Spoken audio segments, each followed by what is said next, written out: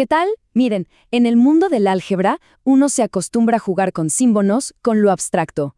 Pero hoy vamos a dar un giro de 180 grados. Vamos a dejar de pensar en los números como ideas y empezaremos a verlos como lo que son, medidas de una realidad que podemos tocar y ver.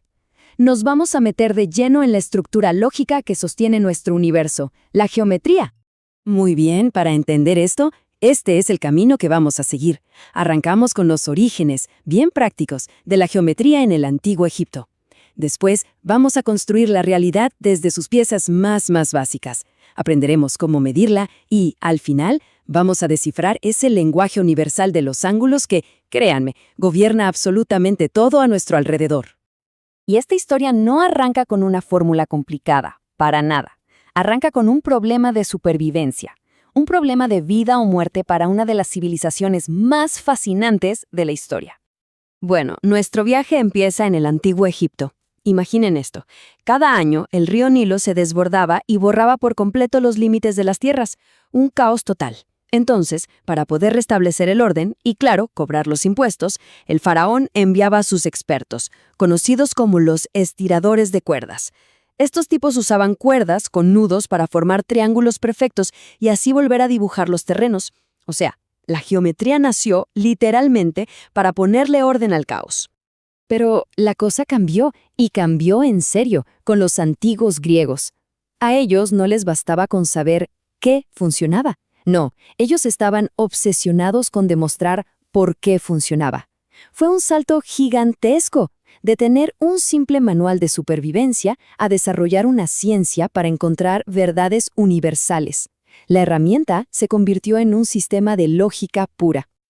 Y acá es donde entra la genialidad de Euclides. Él agarró todo ese conocimiento que andaba suelto por ahí y lo ordenó en una cadena perfecta de verdades lógicas, donde cada idea se demuestra a partir de la anterior. Es un método de razonamiento, el deductivo, que sentó las bases de cómo pensamos hoy en día, hace más de 2000 años. Bueno, ahora veamos cómo se construye todo esto. Vamos a analizar los ladrillos fundamentales, esas ideas pero tan básicas que, irónicamente, no se pueden definir. Son en esencia los átomos de nuestra realidad. El primero es el punto. Ojo, no piensen en el punto que hacemos con un lápiz, que a nivel geométrico es enorme. El punto real es una idea, la idea de una ubicación exacta. Es como una coordenada de GPS. Te dice dónde está algo, pero no ocupa nada de espacio. Es la dimensión 0. Ahora, imaginen que agarramos ese punto y lo arrastramos en una dirección. Y seguimos, hasta el infinito. Lo que creamos es una línea. La línea tiene una sola dimensión, largo. Pero nada, absolutamente nada de ancho o de espesor. Es un concepto de una sola dimensión. Y si seguimos con esta lógica y ahora arrastramos esa línea hacia un lado infinitamente, ¿qué obtenemos? Un plano. Piensen en una hoja de papel infinita perfectamente lisa. Tiene largo y ancho, pero cero espesor. Bienvenidos al mundo de las dos dimensiones. Y aquí viene lo interesante, cómo esto se conecta con algo que todos hemos vivido. La respuesta está en una regla de oro de la geometría. Se necesitan exactamente 3 puntos para definir un único plano estable. Un banquito de 3 patas siempre va a encontrar su plano, siempre va a estar estable.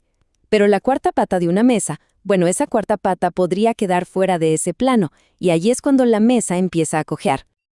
A ver, los conceptos infinitos son increíbles, pero en el mundo real, si queremos construir un puente, un edificio o un celular, necesitamos piezas que podamos medir, que tengan un principio y un fin. Una línea, como dijimos, es infinita, no la podemos medir. Pero para construir algo necesitamos un pedazo de esa línea. Y ahí es donde entra el segmento. Un segmento es simplemente eso, una porción de una línea que está atrapada entre 2 puntos. Tiene un inicio y un final, y por eso sí la podemos medir. Esta es la base de toda la construcción. Ok, ya tenemos las piezas estáticas, tenemos los ladrillos. Ahora necesitamos algo que les dé vida, que les dé movimiento, y ese concepto es la rotación. ¿Qué es un ángulo? Pues es simplemente la medida de la abertura que hay entre 2 rayos que salen del mismo punto. A ese punto lo llamamos vértice. Fíjense, un ángulo no mide distancia, no mide qué tan largos son los rayos, sino que mide cuánto giro, cuánta rotación hay entre ellos. Y resulta que para medir ese giro, la humanidad inventó, digamos, dos idiomas principales, y es clave entender ambos para poder moverse con soltura por el mundo de la ciencia y la ingeniería.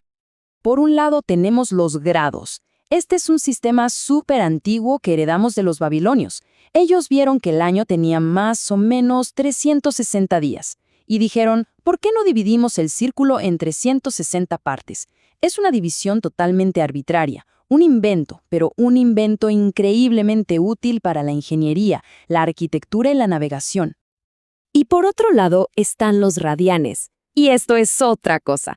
Esto no es un invento, es una propiedad que la matemática descubrió dentro del círculo, algo natural.